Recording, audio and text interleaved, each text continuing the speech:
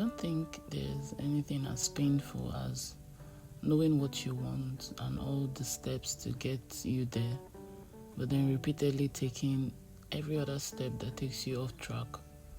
And then slowly you're plagued with this guilt for not doing enough to get where you claim you wanted to go. So you become less and less credible in those claims of wanting that thing in the first place.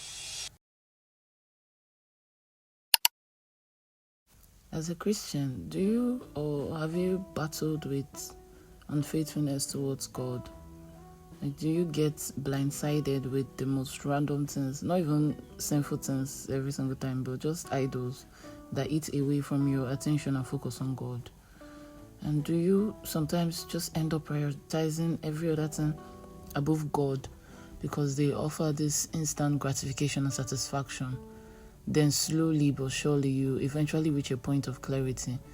And with just one look around you, you realize how far you've gone from your stance with God. That even your sensitivity and ideology towards sin and the world and God becomes so watered down and just almost not existent. Well, personally for me, I've felt that way a bunch of times.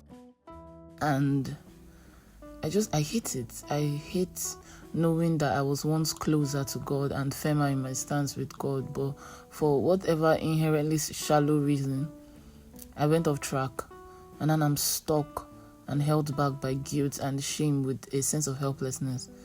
It's almost as if my entire knowledge of how the relationship I have with God works just gets erased from my memory. I forget that when we sin, is towards God that we are to go, and it is in His presence that we find healing and we find redemption. I just completely forget that there is no sin too great that God cannot forgive. There is no amount of times that God will be like, strike out, I can't forgive you anymore. It's a very overwhelming feeling, and it's one that I dread a lot, but it's one that I sometimes find that I have those kind of thoughts and I get to that point. So I just wanted to use this video to remind each and every one of you that it really doesn't matter how far you've drifted off from God. Like, it genuinely does not matter. It does not matter how many times you drift off and come back to God. He doesn't care about all of that. All He cares about is that you come back to Him, you come back home, you come back to your Father, to your first love, and you start that journey again and keep chasing after Him in desperation and wholesomeness. So yeah, I pray each and every one of us finds our way back to God, and maybe this time you stick around for far longer than you thought you could. Who knows?